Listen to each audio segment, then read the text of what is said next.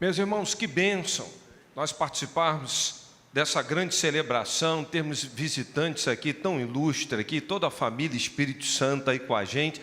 Que bênção, e tantos outros que estão conosco aqui, você que está em casa, que nos dá a honra aí de estar conosco. Eu estou vendo gente aqui no interior do Rio de Janeiro, gente de São Paulo, gente de fora do país, e é muito importante que você esteja conosco. E pela manhã, a minha esposa pregou aqui, e ela mexeu com as minhas entranhas quando ela trouxe esse texto, falando então de algo tão especial que me inspirou para agora à noite trazer uma reflexão a você. Vamos lá, Filipenses 4:13, e o tema da reflexão da noite é contentamento em tudo. Filipenses 4:13. O apóstolo Paulo, ele estava então se referindo a esta igreja que outrora já vinha cooperando com seu ministério, e por motivos alheios, essa igreja parou de cooperar. O apóstolo Paulo agora escreve a esta igreja como um motivo de gratidão, mesmo que eles não estivessem mais cooperando, e ele vem falando das suas lutas, das suas dificuldades, e o ápice então do seu diálogo, ou da sua gratidão com a igreja, é o verso 13, que ele diz assim: sei o que é passar necessidade, e sei o que é ter fartura. Aprendi o segredo de viver contente em toda e qualquer situação. Seja bem alimentado, seja com fome, tendo muito ou passando necessidade, tudo posso naquele que me fortalece. Pai, esta é a tua palavra, ela sempre faz aquilo que te agrada. Faça isso mais uma vez, Pai. Gere cura, libertação e salvação em Cristo Jesus. E é no nome dele que nós assim oramos. Amém. Nós, cada vez mais, estamos vivendo uma época no desafio de viver e andar contente. E o contentamento a cada um de nós, às vezes, vai então em diversas direções. Eu me recordo, Gisele, quando eu comecei a trabalhar e ganhar assim, um dinheirinho, fazer algumas coisas, que o meu contentamento era, Davi, chegar no final do mês, e tinha umas lojas que tinham lançado, que era um programa que tinha na televisão, que, né? É lá do tempo passado, irmãos. Eu sei que aqueles que estão aí com 30 anos, não vai lembrar disso nunca, mas talvez os mais antigos possam se lembrar. Era um programa do Lula e do Juba, e aí lançaram uma marca que era Pier. Quem aqui já usou uma camisa, uma bermuda da Pier? Olha aí, gente. Olha aí a identidade. E aí você chegava no balcão para comprar aquela roupa, era uma prancha assim, e aí estava aquele camarada, aquela música lá, e você já se identificava com o programa, mas as camisas eram caríssimas. Caríssimas porque eu tinha época. E o meu contentamento era trabalhar, e no final do mês, se eu pudesse comprar uma camisa daquela, eu já estava feliz da vida. E quando eu juntava um dinheirinho que eu comprava uma camisa dela, pastor João, aquela camisa para mim era um contentamento que só. Eu não sei o que gera contentamento e alegria em você, sabe por quê? Hoje me parece que estar contente vai perpassar por alguns em ter um tênis. Sabe aquele tênis que custa sei lá quanto? E que talvez vai pisar da mesma forma que o outro, ser mais confortável até do que o outro. Eu gosto de correr, outro dia eu gosto de comprar alguns tênis assim, e eu compro de uma marca até que é cara. Até que um cara falou assim: você já viu o queniano que ganha corrida com que ele corre? Você já viu o tênis que ele corre? Irmãos, quando eu vi o preço, eu falei, nunca mais eu compro esses tênis caros que eu achava que aquilo que era bom. Tudo bem que nós não vamos discutir aqui performance queniano ganhando corrida. Mas que o tênis pode ser um facilitador, um complicador, é inequívoco. Mas o nosso contentamento nos dias de hoje parece que está perpassando por tantas coisas. O que é que pode hoje te gerar contentamento? É uma alegria, é uma porta de emprego, é uma cura sobre uma doença, é uma resposta de oração, é um carro novo, é o sonho da casa própria, é ver algo no reino espiritual acontecendo. O que pode hoje gerar contentamento no seu coração, no mundo onde parece que o ser humano está implodindo emocionalmente e não consegue, por mais que hajam coisas, conquistas, por mais que hajam diplomas, por mais que a casa seja bonita, por mais que a comida tenha melhorado, por mais que a roupa seja de grife, parece que dentro de nós existe um vazio, um descontentamento. E o que está faltando? Um grande filósofo, matemático francês chamado Blaise Pascal, ele dizia uma coisa interessante. Ele dizia assim: o ser humano ele consegue viver no extremo das dificuldades. Por que dificuldade? Ele dizia: é muito difícil você está contente quando você tem muito. Repara as pessoas que têm muito, estão sempre insatisfeitas. Mas existe aqueles que têm pouco e parece que estão sempre contentes. O paradoxo do ser humano, quando começa a operar essas coisas, a vivenciar ou experimentar essas coisas, a gente começa a observar que o nosso contentamento não está nas coisas, nas conquistas. Até porque você vai ver grandes atores, atrizes, homens bilionários do mundo que doam fortuna, que gostam de obras sociais, que parece que tem tudo. E abro um parênteses. A Márcia estava até me falando: ô Anderson, que dificuldade é para te dar um presente. As pessoas acham que você tem tudo.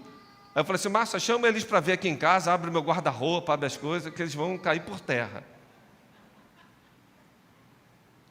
Eu falei assim: eu aprendi a viver contente. Eu aprendi. Porque não é a marca, não é a roupa, não é o detalhe, a posição que você tem que vai gerar contentamento no seu coração. Até porque o contentamento é o tópico número 1. Primeiro, é um aprendizado. O apóstolo Paulo declarou: eu aprendi. Isso não é de uma hora para outra.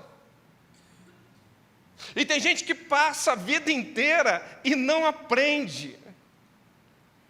Por mais que ganhe, por mais que tenha um carro novo, por mais que venha aquela casa, aquilo daqui a pouco se transforma numa rotina e o descontentamento continua assolando o coração.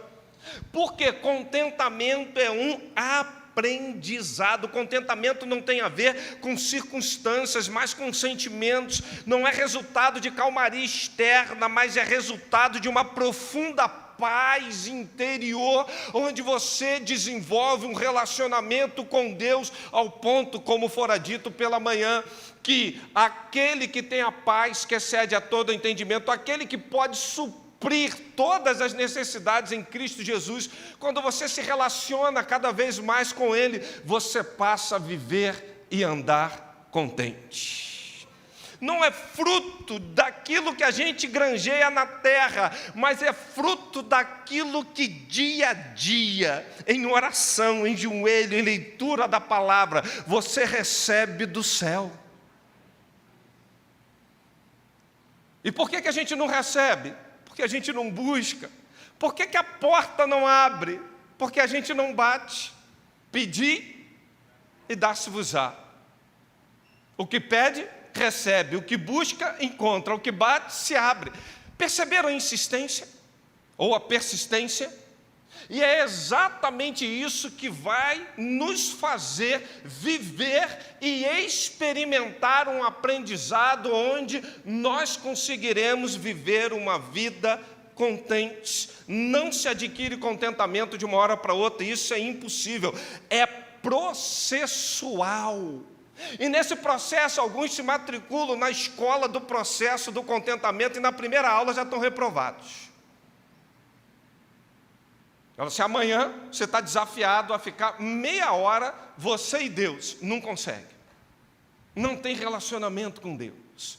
Até porque a gente vai ver a palavra grega usada aqui é meneimai, ou seja, é ter experiência. A palavra que o apóstolo Paulo usa é preciso ter experiência, ter aprendizado, ter vivência. Você só consegue isso numa vida andando, caminhando na presença de Deus.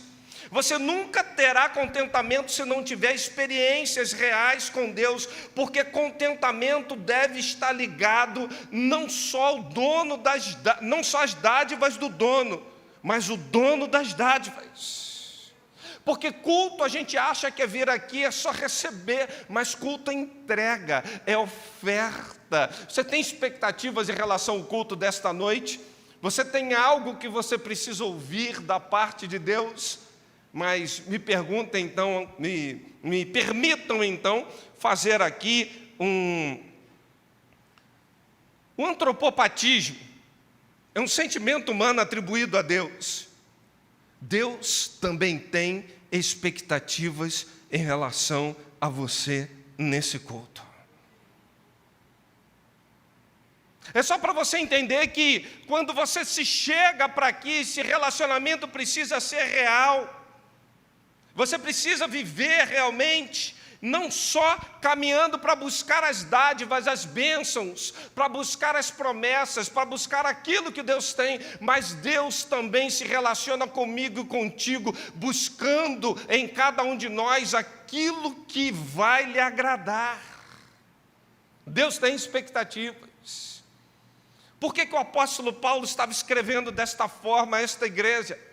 Os estoicos estavam assolando essa igreja, e era exatamente esse sentimento que eles tinham, era de uma independência.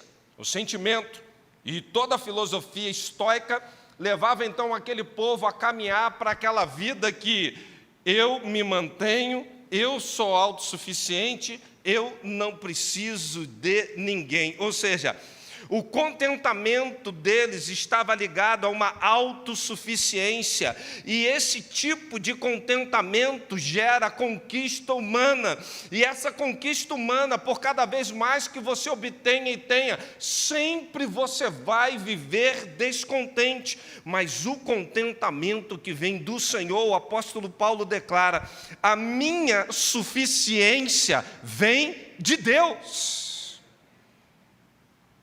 Eu não tenho como viver uma vida me autoproclamando, me tornando independente. Ao contrário, eu vivo uma vida completamente dependente dEle. Sabe por quê? Porque dEle, por Ele e para Ele são todas as coisas. Glória, pois, eternamente a Ele. Amém? Porque Ele declara: sem mim, nada, absolutamente nada podeis fazer. Vivendo como se Deus não existisse, uma vida em que a gente só vai se valer de Deus quando o calo aperta. Irmãos, aí a gente corre. Quando está tudo bem, condições normais de temperatura e pressão, deixa Deus lá e eu tocar. O que eu estou ouvindo esses dias, todo mundo tem Deus, todo mundo está bem com Deus, até a hora que a pedra entra no sapato. Aí parece que a necessidade de viver Deus é aflorada. E Deus não nos criou para isso. Somente nesses momentos a gente fala: eu preciso do Senhor. Porque se nós não tivermos a consciência de que sem Ele nada podemos fazer, de que dEle, por Ele, para Ele são todas as coisas, de que nós sem Ele, a nossa vida não tem sentido, não haverá contentamento, seja o que vier sobre a tua vida. Até porque a palavra de Deus diz assim: pois nele vivemos, nos movemos e existimos. Como disseram alguns dos poetas de vocês, também somos descendência dele. Se você está aqui, é por causa dele. Se você ouve, é porque ele permite. Se você se alimentou hoje, é porque ele deixou, ele proveu. Se você está curado, é porque ele agiu em teu favor. Ninguém consegue viver uma vida independente dele, o mais ímpio, o mais ligado às questões materiais. É preciso entender que o governo, a soberania, o poder e a autoridade é toda dele. E quando a gente entende esse grande mistério, aprendemos isso, e a palavra quer dizer também isso, um grande mistério. Você não vai estar apenas contente com as situações externas, mas a paz interna, porque a suficiência de Cristo é maravilhosa. O nosso contentamento não pode estar ligado, irmãos, a um salão de beleza. O nosso contentamento não pode estar ligado a uma harmonia facial. O nosso contentamento não pode estar ligado a uma porta de emprego maravilhosa.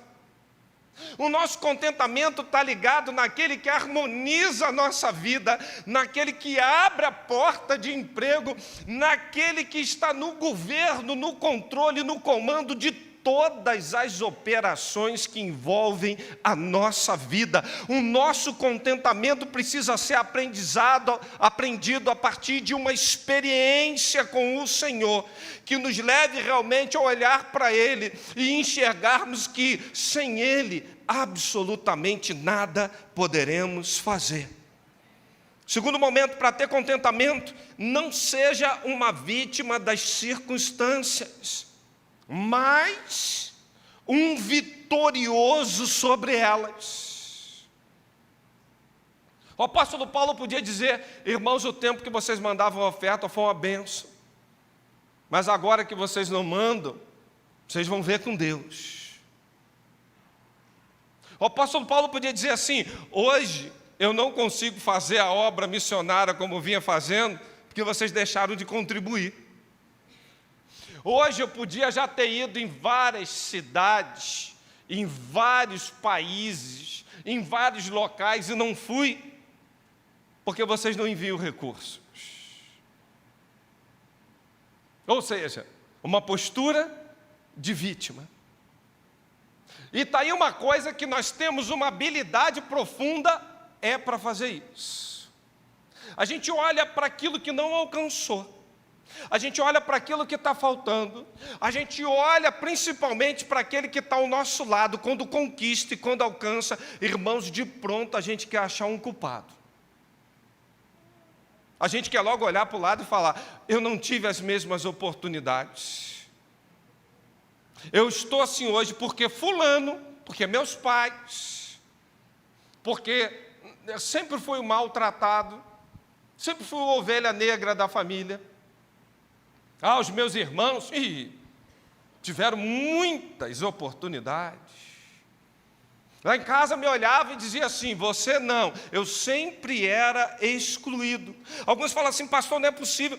Eu sou fruto de um relacionamento de um homem de idade com uma moça que era uma prostituta, que ninguém nunca ligou para mim, quem me cuidou.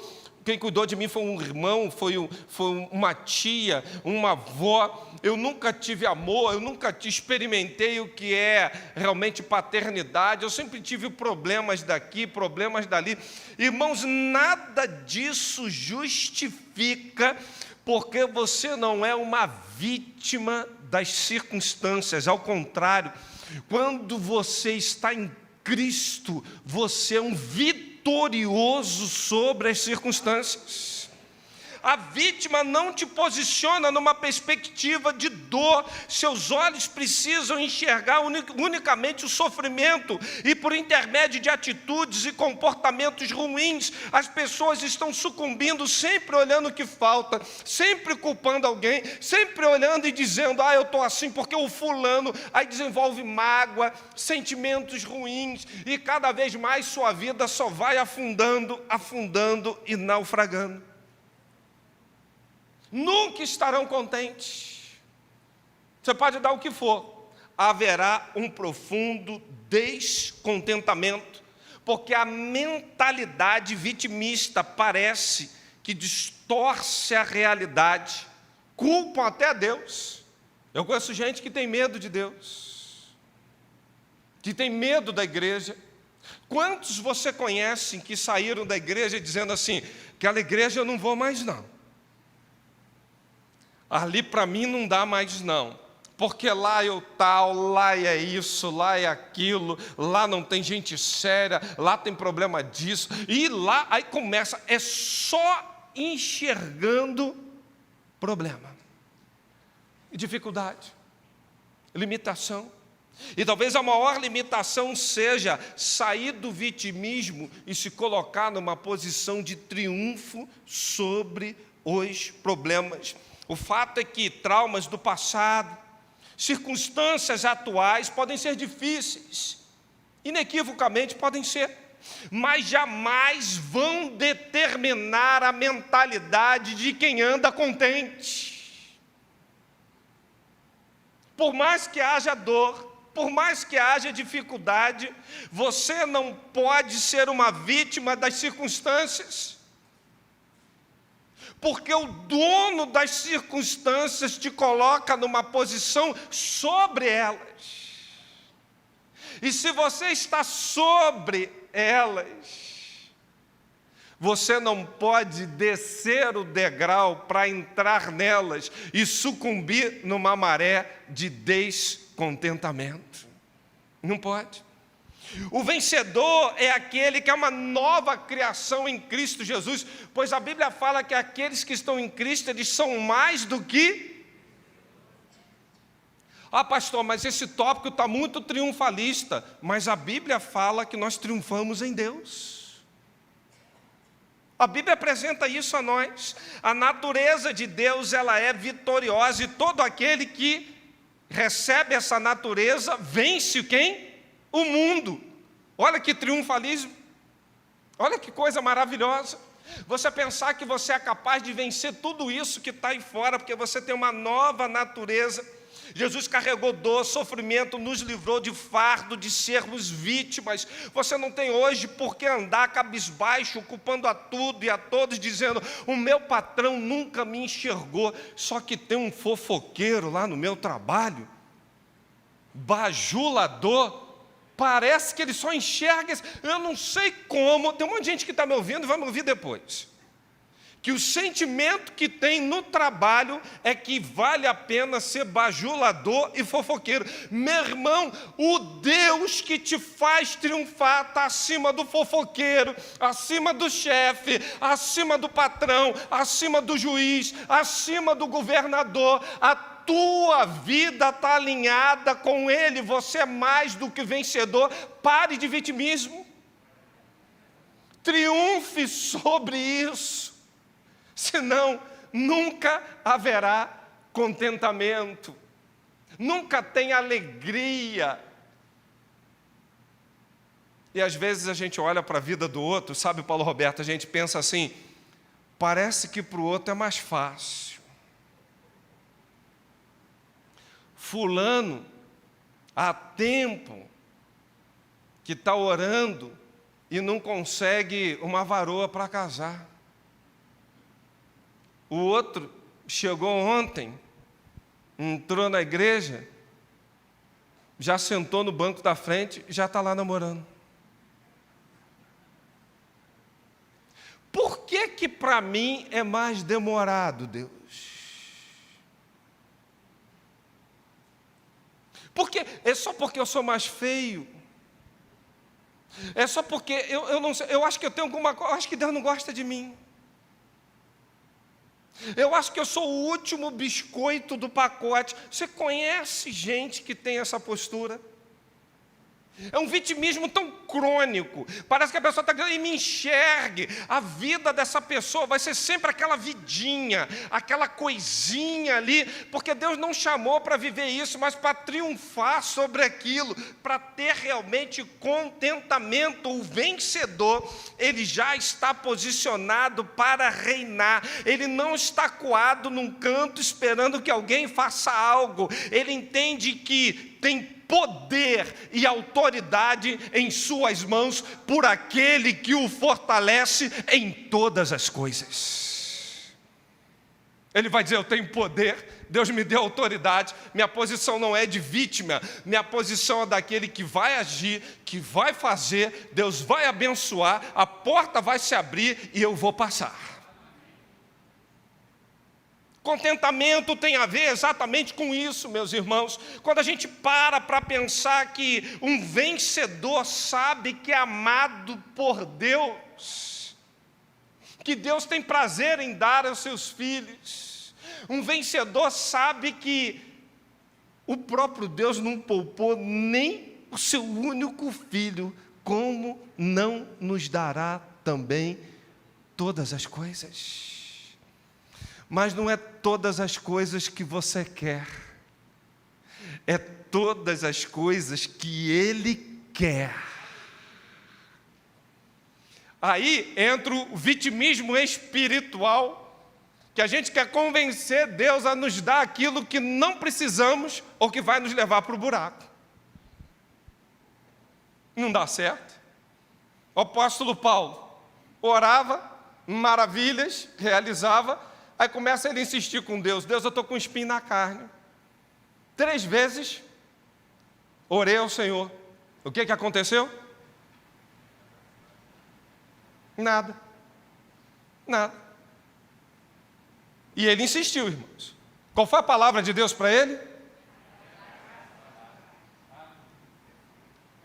Ele precisava ter experiência com Deus para saber que graça é melhor que a vida.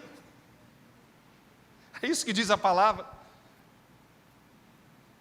E esse espinho na carne, ele ainda na frente fala assim: ó, veio para me esbofetear, mas isso me tornou mais dependente de Deus. Isso tirou a minha soberba. Irmãos, tem coisa que você está pedindo que vai gerar soberba, vai te tirar da presença de Deus, que vai te afastar dos caminhos do Senhor, que vai te levar a uma posição de vitimismo. O Senhor quer te fazer uma vida contente nele. Ele vai dizer assim: o espinho vai continuar, você vai continuar orando, mas o espinho vai continuar, sabe para quê?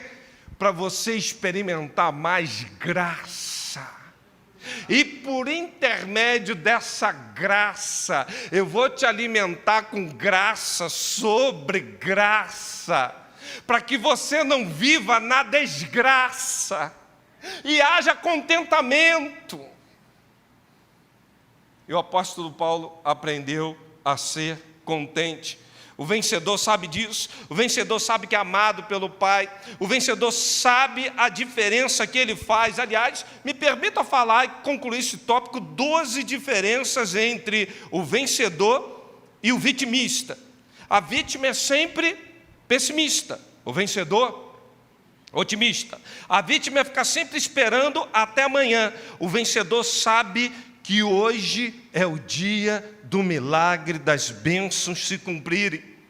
A vítima tem uma honra seletiva, o vencedor honra todos. A vítima é motivada pela crise e pela dor, o vencedor é motivado pela visão do que Deus vai fazer.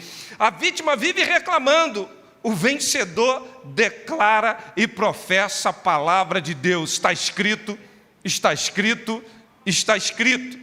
A vítima vive reclamando, a vítima vive tentando agradar pessoas.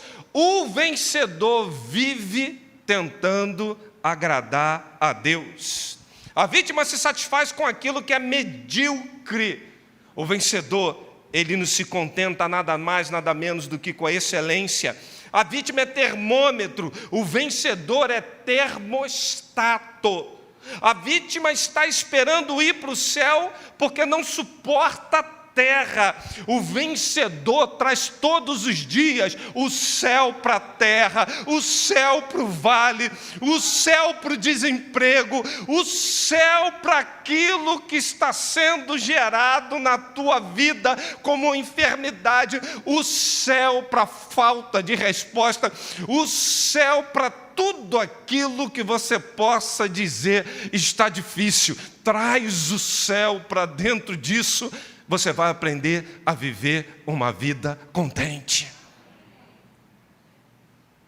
Contentamento não é baseado em circunstância, mas significa ser capaz de usufruir o que agora você pode passar e não sofrer por aquilo que não tem. Até porque, irmãos, quantas coisas eu não tenho, mas eu olho para trás, quantas coisas Deus já me deu. Augusto Cury falava uma coisa interessante, ele diz assim: ser feliz é deixar de ser vítima dos problemas e se transformar no autor da própria história, saber falar de si mesmo e não dos medos próprios e dos sentimentos ruins. Terceiro tópico, para ter contentamento, esteja certo que a sua suficiência vem de Cristo. O apóstolo Paulo fala: eu sei o que é passar fome, também ser ter em abundância. Eu não vou perguntar aqui quantos já tiveram o privilégio de passar fome. Mas quando eu falo passar fome, irmão, é não ter nada para comer mesmo. Não é comer arroz, feijão e uma rodela de tomate, não. Porque a gente fala assim: eu passei fome, eu dividi a meia salsicha com meu irmão. Glória a Deus.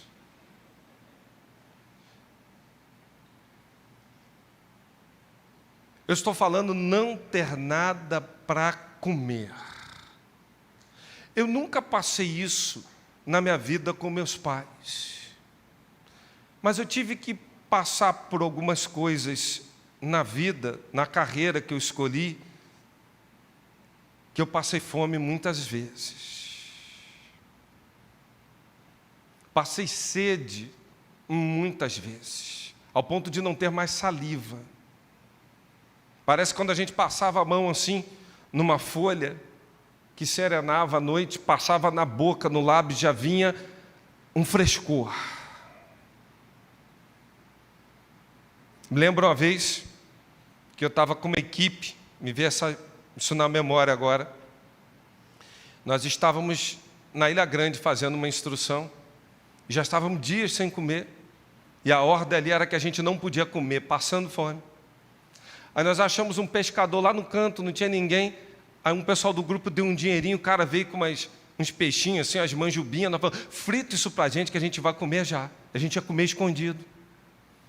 Irmãos, deu 10 minutos que nós fizemos a parceria com aquele pescador, chegaram os instrutores perto da gente, começaram a ralar a gente lá, ralar, e paga isso, e faz aquilo, e não sei o que, e não sei o que lá. Aí o pescador foi lá, fritou o peixe, botou perto da árvore e fez sinal para um dos nossos colegas: ó, está aqui. E a gente não podia comer, irmãos, passando fome. Eis que vem um cachorro enviado do inferno. Aquilo literalmente foi obra do cão. Meus irmãos, a gente olhando aquilo ali e vendo o cachorro fazendo a festa, mas que derrota! A vontade que a gente tinha depois de transformar aquele cachorro em sabão, sei lá, fazer alguma coisa com aquele cachorro, e nós continuamos com fome. O cachorro depois ficou lá, olha, sombra e água fresca. Irmãos, que derrota, que derrota. Eu não sei se você já passou algumas necessidades. Aliás, meus irmãos, esse negócio de fome, as primeiras 24 horas são terríveis. Dá náusea, dor de cabeça, dá tontura. Depois, com o tempo, até a musculatura você vai sentir. As câimbras, as dificuldades. A gente dividia, tinha um saquinho assim com sal, e cada um chupava um pouquinho daquele sal, tomava um golinho de água quando tinha, para não dar cãibra. Que dificuldade! Irmãos, a gente se acostumar com coisa boa é fácil.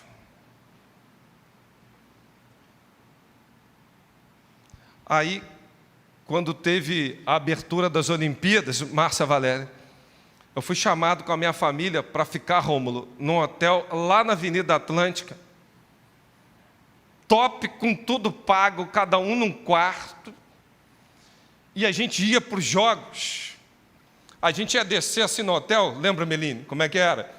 Aí vinha uma senhora com uma plaquinha, 2 seguranças e tudo ali assim, o senhor está sendo bem cuidado, o senhor quer ir para onde agora? Aí eu ia do lado de fora, assim na rua, vi um monte de segurança atrás, um monte de gente com a gente entrava, mas que hotel, o hotel era tão bom, o hotel foi fechado para isso, e todos os dias na cobertura tinha shows com artistas, a gente entrava nos jogos, irmãos.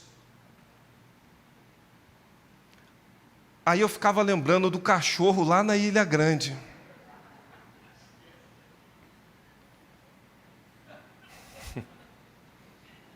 Eu não sei se você já teve esses momentos, assim, de extremos. Mas o apóstolo Paulo estava sendo experimentado exatamente por isso, queridos. Porque é muito fácil, quando te tiram lá daquela maré ruim, te coloca no bom, oh, glória a Deus, Deus está nesse negócio. Agora, quando fala assim, ó, você está nesse negócio, agora tu vai ser colocado numa maré ruim, braba. Ah, meus irmãos, isso não vem de Deus, não. A gente quer até repreender. E quem é que disse que Deus não está lá no camarão e na lagosta, e não está lá na rodela de tomate e na escassez? O apóstolo Paulo dizia, eu fui instruído em todas as coisas, meus irmãos, eu sei, tento ter fartura, como sei viver na pobreza, eu estou instruído, foi um aprendizado, eu aprendi a padecer, eu aprendi, e hoje, diz o apóstolo Paulo, eu tenho força suficiente, imperturbável, porque todas as coisas dentro da vontade de Deus, eu tenho contentamento. Foi essa oração de Abacuque. Ainda que a figueira não floresça, que não haja fruto na vide, que o produto da oliveira minta, que nos currais não hajam vaca, que as ovelhas tenham sido arrebatadas, todavia eu me alegrarei e exultarei no Deus da minha salvação. Ainda que um dia eu tenha camarão, vejei e lagosta, e no outro vai comer salsicha dividido, todavia, me alegrarei. Porque o meu contentamento não está na comida, mas está no pão vivo que desce do céu. Ainda que eu tenha um dia, no outro não tenha. Ainda que eu tenha que passar por altos ou por baixos, em todas essas coisas, a minha alegria não vem da comida, a minha alegria não vem da roupa, a minha alegria não vem do emprego, a minha alegria não vem da casa, a minha alegria não vem do carro, a minha alegria vem do dono da comida, do dono do carro, do dono do emprego, do dono de tudo que está ao meu redor. Eu sou suficiente em Cristo. Era isso que ele declarava. A nossa alegria é a expressão manifesta da presença do Senhor. O salmista fala, Salmo 16, o verso de número 11, far-me-ás ver a vereda da vida, na tua presença há abundância de alegria. Quando a alegria é divina, não há turbulência capaz de tirar as tuas forças. E a gente gosta de pegar esse texto, a parte C. Posso todas as coisas naquele que me fortalece. Sabe para quê? Para alcançar objetivos pessoais. Irmão, isso é perverso. O apóstolo Paulo está dizendo assim, eu posso todas as coisas naquele que me fortalece, se o Senhor me trouxer escassez, a minha fé vai ser inabalável. Se o Senhor me der fartura, eu não saio da presença dEle. Tudo que possa vir ou não vir, Ele é a minha rocha, Ele é o meu escudo, Ele é a minha fortaleza.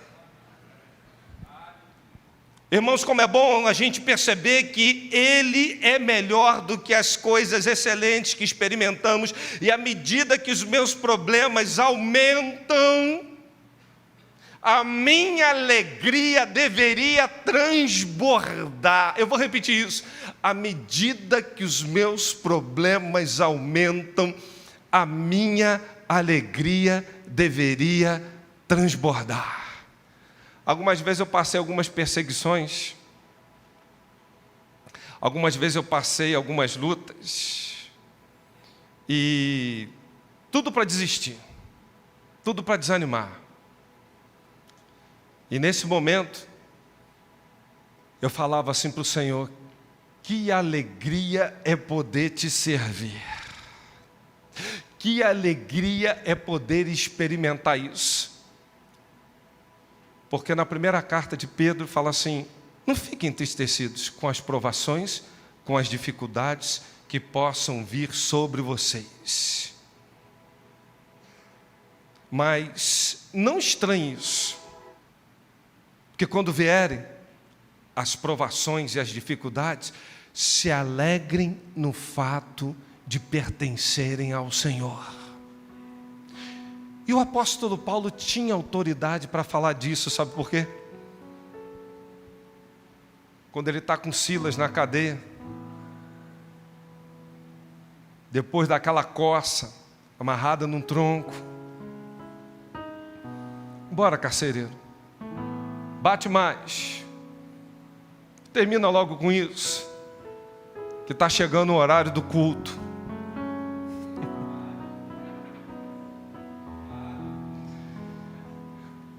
Meus queridos irmãos, prestem atenção que é contentamento.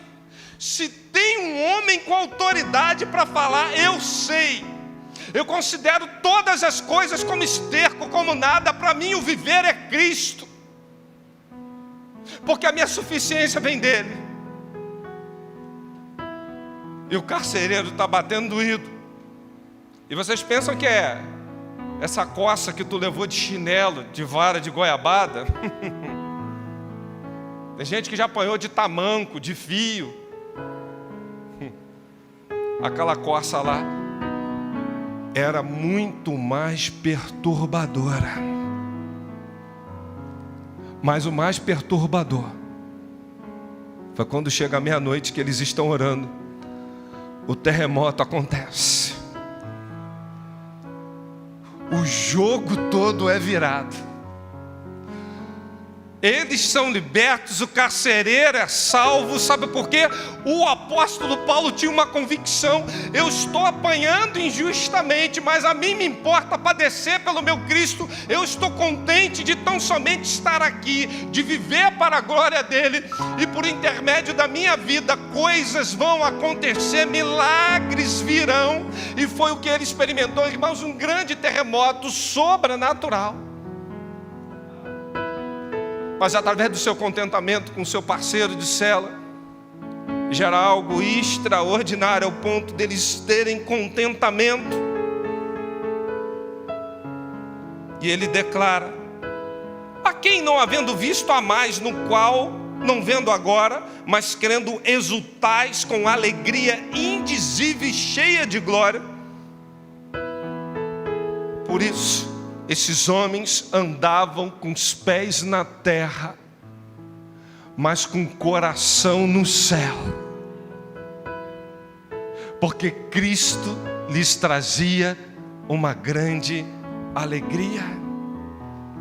Todas as vezes que você busca atalho, você está dizendo: Cristo, você não é suficiente.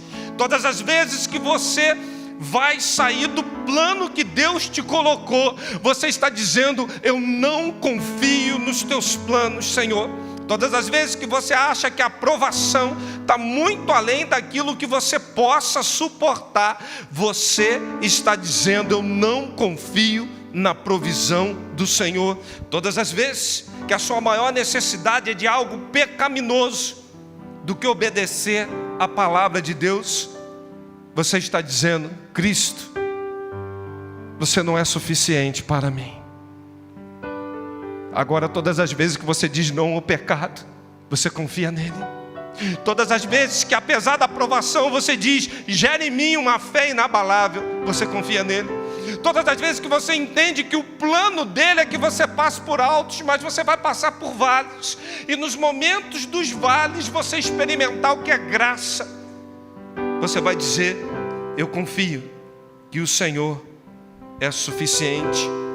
Porque o nosso contentamento vem dessa convicção de que Cristo pode nos sustentar em todas as coisas. A razão da sua fortaleza não está na sua intelectualidade, não está na sua formação, não está na sua influência, no seu poder, nos seus dons, nos seus talentos, mas no Filho de Deus, que é a fonte de todas as coisas. Ele é a sua fortaleza, Ele é a sua rocha, Ele que te capacita, Ele que vai renovar as tuas forças, Ele que vai fazer você passar por toda e qualquer situação. Quando a fonte da nossa alegria consiste no dono das bênçãos, as bênçãos são consequência. Eu queria concluir dizendo uma coisa para você. O apóstolo Paulo, nos versos que antecedem o 13, ele diz assim: eu não estou dizendo que eu estou andando necessitado, porque aprendi a adaptar-me a todas as coisas. Eu sei muito bem a passar por todas as situações. Ele diz: sei estar abatido, sei ter abundância, em toda maneira, em todas as coisas, até fartura, até fome, a passar necessidade. E ele conclui dizendo: sabe por que eu aprendi isso tudinho?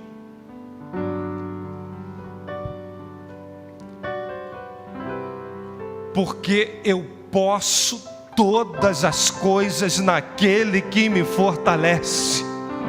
Sozinho eu não conseguiria passar por nada disso.